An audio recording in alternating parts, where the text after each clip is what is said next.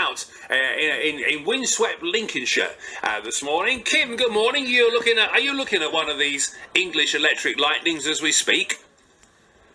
Morning, Phil. I'm not. They're teasing me. They haven't shown me it yet. I'm actually in the middle of Binbrook at the moment. Can you hear it? It's beautiful though. There's a few birds tweeting. The sun is shining down on us. It's lovely. We're enjoying ourselves. So I'm gonna be having a little adventure today. See where it takes us. But I've got many of the team here today as well, and volunteers, that have been working on the lightning as well. Now, Chris, hello, my lovely. Why do you think the lightning has actually attracted so many people for so many years? Well, basically, it's an iconic jet designed in the 50s, first flown in the 60s, and it last flew in 1988. And we're just trying to preserve that for future generations to come along and have a look at an iconic Cold War jet. And for yourself, you're taking it, engineer it. Well, what's in it for you? What do you enjoy about working on with the lightnings? Well, I've been an engineer most of my life, from being 15, so to take something together, get it working again to where it originally should be, it just gives you a buzz. And when you do actually see the lightning wild, do you still get that buzz every time you see this aircraft? Yeah, a lot of people that go up Binbrook just see how it is now, but it used to be back in the operational days. I can still hear the lightning flying over and start up the smells, the after, everything from the past. It's all in the head nowadays, mine. And did you ever actually get to be in a lightning, or have you just seen them? I worked 5 years up on the hill at Binbrook here on the 11th Squadron. There was 2 squadrons when I was there. I was on the best squadron, 11th Squadron. I don't know if everyone's agreeing on that one. Well, final squadron at Binbrook, let's put it that way. So my affiliation was with 11, but we all work together, try to get on a bit of banter, which is good for everybody in a way. And like you say, you want the future generations to be able to see these aircrafts as well. I've got volunteer here, Steve. Hey Steve, all ready for the day, ready for engineering, in his overalls, ready to get to it. What is it for you, Steve, that you love so much about the lightnings? It's my childhood. Basically, my dad used to bring me to crash gate number 3. I remember seeing the lightnings flying over Waltham, where I live, and for me, it kind of reminds me of my past, and it kick-started my interest in all things aviation, and I got the opportunity 7 years ago to get involved. I didn't think I would have anything to bring to the table, being not RAF or ex-RAF or an engineer as such, but actually that's not true. Everybody brings something different to the table, so it just allows me to work on a live lightning, which is unprecedented really. Not many people get the opportunity, and it's nearby for me because it's only 10 minutes away, so that's ideal. Just a brilliant little hobby so close. And just describe to me, that first time that you actually saw a lightning go past. You were quite young. What was that like for you? What sort of stuff? Oh my gosh, I'm obsessed with this. I love it. It's the sound. I mean, in fact, when I was a kid, they used to fly over Waltham Toll Bar. I do remember once when one flew over during registration, and it was that low, you could smell the exhaust. Wow. So that kind of thing really left an impression with me. And let's say that combined with the sound and going up to the airfield and just seeing them on a day-to-day basis. And also, I remember laying in bed, living, in Waltham in Millview, and I could hear them take off from Waltham. What is that sound like, Steve? Just describe it to us. Ear shattering, really. Oh, really? I mean, it's a long time ago now, to be fair, but there's plenty of footage on YouTube and footage of lightnings that have flown in South Africa relatively recently, so you can remind yourself what they used to sound like. But the opportunity of working on that jet and getting it running again means that we will hear that sound close up again. So that's something we're going to really look forward to that day. Chris, you've described it as it's like live. The lightning, we're calling it, it's a live lightning, and that is because we're going to be able to hear them sounds again. Hopefully that's the plan for the medium to near future, yeah. We're just working on the engines now to get that all sorted out, get everything right, no leaks, as we did back in the day. I'm just still trying to remember back in the day, how did we do this, how did we do that, and trying to pass on that knowledge, and hopefully it's working. Oh, it's wonderful. And one thing that we're all wondering, Steve, you're an avid volunteer, you're excited for this, but are you going to be flying the Lightning? Am I going to get... Fortunately, no. That will never happen. As for XR724, it's up on the airfield where there is no runway anymore. So that's point number one. So we would have to dismantle it and move it elsewhere. But the main point is the regulations. The CAA would never allow a Lightning to operate under civilian conditions due to the regulations. Is it just too dangerous? It's basically classed as a complex aircraft, and they didn't have a fantastic reputation in service for staying in the air. You know, they would fall out of the air sometimes. They were looked after very well, but accidents did happen, and in this day and age, people have been very cautious, and the money involved as well. It would be prohibitive, really. So it will never fly again. But the idea is to keep it live, keep the systems running, run the engines now and again, to the point where one day we won't be able to run them. But that's the best way right now to preserve the airframe, so the future will be able to see it. Oh, brilliant, Steve, it's wonderful. And I've got a few more of the lads here that are going to be telling me about the aircraft today. It's probably a good thing that it can't fly, guys, because you know... Tim, only about half, well, not even, I don't know, no idea how much of your message is missing, because I don't know how much you sent me, but I got text missing Tim in Cattic, who says, hello Phil, morning Tim, I remember in the 70s the Lightning Squadron, you're talking about the British Electric Lightning, the Lightning Squadron moved to Leconfield while the runway was being resurfaced at Binbrook. I lived in Lawton Road in Beverley, and that's when the text stops, but it probably goes on to say, and my goodness gracious me, they were extremely loud. I'm thinking it's probably what you're going to say there, Tim. But thank you. And if you want to send the re-note, we can try again, certainly. But Tim... Tim, thank you for getting back in touch. Now, Tim, this was Tim who sent us a note about the Lightnings, the English Electric Lightning, which Kim was talking about earlier on. Kim, our early reporter today, our breakfast show reporter. I'm just trying to get to the bit that's got Tim's note now. Where the heck's that gone? Hold on. There you are. Tim in Cattic sent me a note saying, in the 70s, the Lightning Squadron moved to Leconfield while the runway was resurfaced at Binbrook. I lived in Lawton Road, and then his note finished. And he says it was a lovely sunny day. He sent me another one. Hi Phil, it was a lovely sunny day and I could see a silver dot in the sky.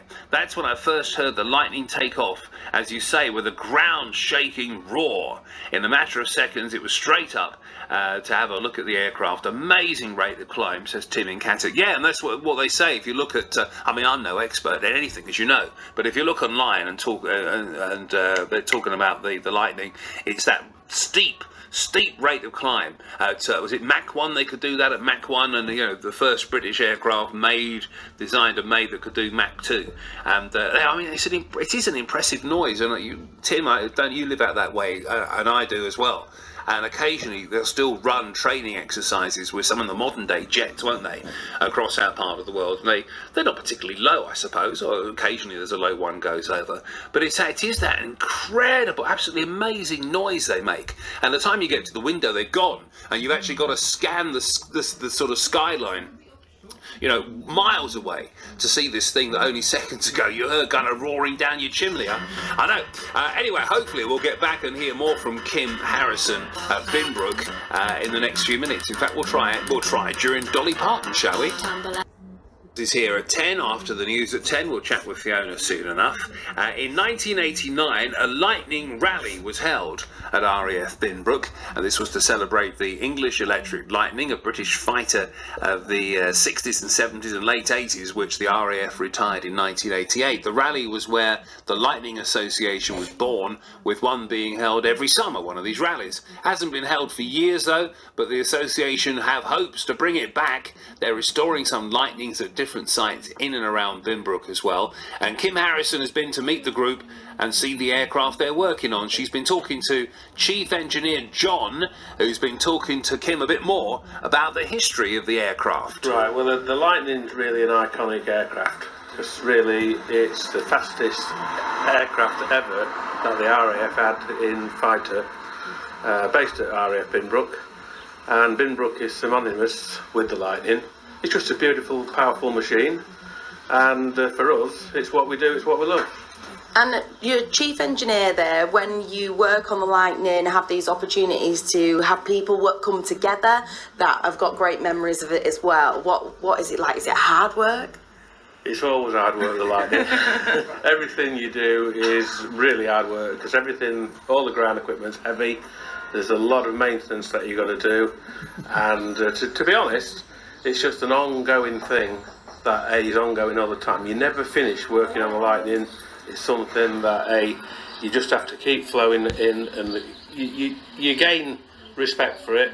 It regains respect for you, i.e. it talks back to you. Like, the more input you put on, the more you get out of it. If you don't put the input in, you get nothing out of it. So it's like that. Engineering, it's a love-hate relationship, and to be fairly honest, every engineer that comes up here and does something, I think enjoys the day. And when you say sort of it talks back to you, so the aircraft is live, so you will turn the aircraft on, and what you'll be listening to it, if this sounded right, does this sound like the original Lightning? Yeah, well, we're not quite there yet. We are looking at preservation and maintenance. We have run it in the past. At the minute, we're going through a lull where we're trying to get it back up and running again. But when you are running the Lightning, when you sat in the cockpit and running it, it does talk to you. You listen. You're very active of what's going on there, and it does tell you little bits that it's not happy about that you pick up, and you find bits when you sat in there that you're not happy with. So it is, it is a talk to talk. It does talk to you, and you listen. And what's your experience with flying a Lightning? Right, never flown a Lightning. Basically, I'm Chief Engineer of the Lightning Association at Binbrook. I've been involved with the organisation now for 33 years, and to be fair, we've had a lot of people come and go over that time because it's a long time. But the beauty of working on the Lightning is that what aircraft can anybody work on? You don't just turn up and work on an ex-RAF fighter jet. It's something which is unique. And to be able to do that, I think is passion, because I think we all enjoy what we're doing, and that's it for me. I enjoy it, I enjoy working on it, and the end results are, when you get to sit in the cockpit and run it, you really do enjoy it. That feeling in your stomach? Yeah. It's nerve-wracking as well though, because at the end of the day, you are running something that basically can climb to 50,000 foot per minute, which is a lot faster than most other jets, and it is, with engines are spinning just as fast on the ground as they are in the air, so it's got to be right. Oh gosh, I didn't even think of it that way, that even though it's going to be stationary, you're still hearing that buzz, you can feel the engine going, and you think, could this just go? Well, yeah, I mean, it'll jump the chocks if you get above about 80% on both engines. That's 85% RPM, i.e. power, if you like. If you put it into reheat, it kicks you in the back even when you stood still. You can feel the thing, and they call it the frightening. It is, and even ground running can be a bit treacherous sometimes. But end of the day, we all love what we're doing. How interesting is that? Kim Harrison out at RAF Binbrook, and I don't know if she's staying there for you, Fiona. Do you know what she's doing, or have you deployed her somewhere else? How is she? No, she's staying there to find out more. I'm fascinated by these Lightnings. Is that what they're called? Yeah. They're amazing thing, because actually a lot of these planes that we look at, and they're iconic, were developed in way earlier than you think. I think that was developed in the early early to mid 50s, which is incredible. You think that was flying in our skies up until about 88, I think. As well, Kim will be down Oh, there right. at Cool. Binbrook giving us more information. Hopefully, not actually flying one of these. No, I don't think Yeah. you can. Not allowed to fly them anymore. You wouldn't let Kim fly it anyway, would you? I'm sorry, Kim, if you're listening. You wouldn't let Kim fly it, would you? That'd be Well, ridiculous. it sounded like she was in the plane and she was just checking. You know, this can't just suddenly take off. Is this the on button here? This one. Radio. Humberside. Now, English Electric Lightning was a British fighter aircraft in the 60s, 70s and late 80s, with the RAF retiring it in 1988. In 1989, a Lightning rally for enthusiasts was held at Binbrook. It was at this rally that the Lightning Association was born, with the rally being held every summer. It hasn't been held for years, but the association hope to bring it back very soon. And they're restoring some Lightnings at different sites in and around Binbrook. Well, our Kim has gone along to meet the group and see the aircraft that they're working on. Well, I've moved to a different location now, and we turned down a quiet private road with all the trees over the top, and I suddenly saw a group of people. And I can't believe I didn't notice the lightning before the group of people. And what a wonderful thing this is to see. I just didn't even know what to expect. It's humongous.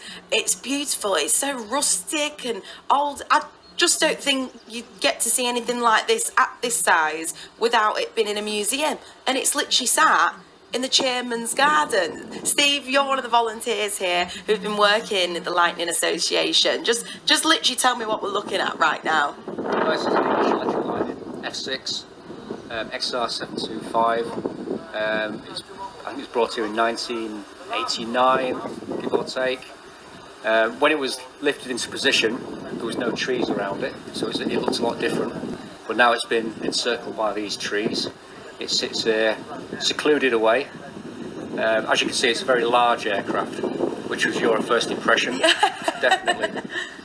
So it's very high as well. I mean, the top of the fin, I can tell you now, it's just under 20 foot.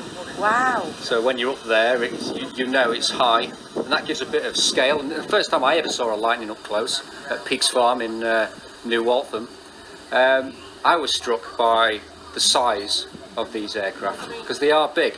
And you look at that, and basically all that was designed to get a couple of missiles and maybe a few rounds of 30mm ammunition up to intercept the Russians, and then shoot them down and then return to base.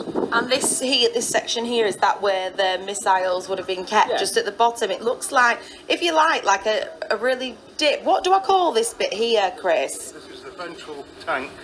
There's about 4,400 pounds of fuel in the ventral tank, this one on the F6. This here is 30mm Aiden cannon. There's one either side on this one. It's brilliant. So there's 5 sort of loops, isn't there? Metal loops. And so what would have come out of here? 30mm cannon shells to Wow. shoot down from the gun. It's incredible. Am I allowed to touch it? Wow. So what's this made of here? I'm not sure what it's made of, but this is where the missile's fitted. If we look on the other side, you'll see Yeah. the missile actually fitted. Let's have a little nosy round. They could carry 2 missiles, the red top or the Fire Streak missile. And why is there a big pole right at the front? What is this big pole at the front? Right, if you look down there, we've got slots in there. That gives the airspeed of the aircraft with the air going down there. And that, Pitot tube, yeah. A lot of the instruments inside the aircraft, have to have an air pressure going in to help them work. So you have that off, and obviously there's a little hole in the front. Yeah, it goes down there, feeds through, and aids the working of the instrument. brilliant. This is Bath, by the way, who just heard me ask what is this pole, and he's come over to the rescue. She said, "What's she asking about this pole for?" Just a bit of history on this. The aircraft was bought by Charles Ross, whose garden this is, and is the greatest garden gnome in the world. And it's one of 2. XR725, which is this one, which used to be the mount of Wing Commander Jack Durant, who used to be the OC-11 Squadron, who lives, when he retired as an Air Commodore from the RAF, lives in Tilby, so just down the road. And you can see his name on the side of it. And the other jet, both 5 Squadron and 11 Squadron, both have what was called boss jets. So 11 Squadron obviously had the black tail because that was their colours. and then 5 Squadron had red tail because that was their colours with the maple leaf on the back. And that aircraft used to be at Waddington. It's now down in Kent. Let's have a little wander around this side then. So you can hear, can't you, the passion and the knowledge of everyone. Chris, why is it so important that it stayed in Binbrook and stayed so nearby? Everybody is involved in it, like you say, TLB, Waltham, everyone's so close. Why is that important? I think it's the last aircraft to fly from Binbrook as a squadron, and right back into the Second World War. I think Lancasters flew from here with 460 Royal Australian Air Force. There's a memorial in the village to those guys as well. There's a memorial garden up on the base. You'll see loads of trees and plaques and benches, that sort of thing. It's just a spiritual home of the squadron. That was Kim. Now, in 1989, a lightning rally was held at RAF Binbrook. We've been talking about it today. Kim is down there. This was to celebrate the English Electric Lightning, a British fighter aircraft in the 60s, 70s and the late 80s, and the RAF retired it in 1988. Well, this rally was where the Lightning Association was born, with one being held every summer. Hasn't been held for years, but the association have hopes to start bringing it back. They're restoring some lightnings at different sites in and around Binbrook. Well, Kim has gone along to meet the group. She's been there all morning. She's had a look at the aircraft they're working on, and she caught up with volunteers, Chris and Steve. I'm just looking through the storage facilities that we've got here, and I'm looking at all the equipment they've got, spares and so forth. It brings a lot more memories back, of course. Spare jet pipes, starter motors. I'm starting to recognise lots and lots of things. Chris, a lot of stories have been shared today. The camaraderie, the sort of socials, and just all those memories. When you guys get together, is that what you find? You're all sort of sat talking about the times when you were all working on this and experiencing it for the first time? With 2 squadrons being involved here, basically 5 Squadron and the Elite Squadron 11, then there's a lot of friendly banter between the two. Who's the best and who's not the best, blah blah. It's the way it is. We're all friendly at the end of the day. We've got one target to meet, and that's what we're all working towards. So we all work together. And what is that target? I know we've mentioned today, unfortunately the Lightning won't fly, but that's not what it's all about, is it? We just want to get it out to the public that in the future, hopefully, we'll have somewhere they can visit, bring back memories for a lot of people. We do have a lot of people from the Second World War actually visiting Binbrook because it was live during the war, and hopefully bring people back up and relive their memories as well. As Steve said earlier, he was there as a kid, and it'll bring back memories to many people, hopefully.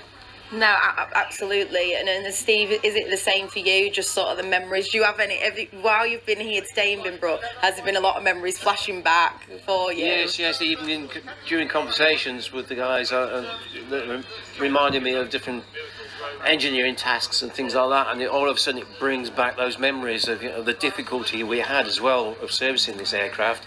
It was a really difficult aircraft to service, but at the end of the day, the reward was to see them flying, and it was all worth it at the end. And for the general public as well, is this something they can come see? Can they go up the hill and see the Lightning? How can the general public get involved? Well, that's the end goal, I believe, to get it open to the public. We have a heritage centre, a lot of history up there. Charles knows a lot of the history. He's got a lot of memorabilia. We've got quite a bit of memorabilia on the hill we can place up there in the heritage centre when we get a decent site for the public to visit, which is down the line in the future, hopefully. And do you find that when people do see the Lightnings, like I've never seen an aircraft this close before, is it always the same reaction of, oh my gosh, I was very stunned? To those like yourself that's never seen one, they don't realise how big and complex it is, but people like us, it just brings back memories to us. It's always in our blood, in our hearts. We just love it the way it is and the way it was and the way hopefully it will be. It's lovely to hear that, and honestly all the stories that have been shared today between the lads, talking about the memories, the nostalgia of it all, and honestly just the passion for this great piece of machinery is beautiful. I'm loving it. You're never going to let me leave. I'll stay here forever, guys. Is that all right? That's fine. The coffee's all right as well. They're looking after me. I'm glad they're looking after me. Spaceman. Did I tell you how much I love Sam Ryder? Yes, okay, 1,000 times. Now, Kim's been out and about for us this morning. We've been talking about the English Electric Lightning. which was a British fighter aircraft in the 60s, 70s and late 80s. The RAF retired it then in 1988. A lightning rally in 1989 for enthusiasts was held at Binbrook.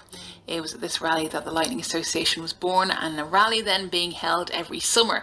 Hasn't been held for a few years, but the association hoped to bring it back, and they're restoring some of these aircraft as well. Well, Kim has gone along to meet the group and see the aircraft that they are working on. So all the lads are coming together to stabilise these ladders for me so I don't go wobbling all over the place. I think that what we're doing, we're chocking the ladders just to keep them in place. Steve just went up there and they were a bit wobbly. But looks like I'm going to head myself up there. I'm excited, lots of fun. Josh, are you my safety buddy? Right, we're heading up the ladders. Here we go, guys. Tell me where I can, to be honest. Right, let's have a go. Behave yourself, Josh. Right, you hold that. Obviously, you need to watch your head when you climb in. Okay. So what you want to do is make your way to the back of here with your legs. So one leg there. Will it hold me weight? Yes, of course it will. Oh, minute, look at this, guys. Hang on. Brilliant. Yeah, just watch your head there, look. Watch your head. Wow, guys, I'm literally climbing into the cockpit. This looks very uncomfortable, guys. It is. You don't have a cushion or anything? There is a cushion usually, but we take it out because if ever the aircraft got broken into, they'd steal it. 'Cause it's leather. So obviously we need to take things with us to keep them safe. Right, I'm officially in the Lightning. How wonderful. Now, you don't have much space in here whatsoever. This must be terrifying to fly also. I thought there'd be more people in it. Why is there only one pilot? Just one pilot does everything. Just one pilot does everything.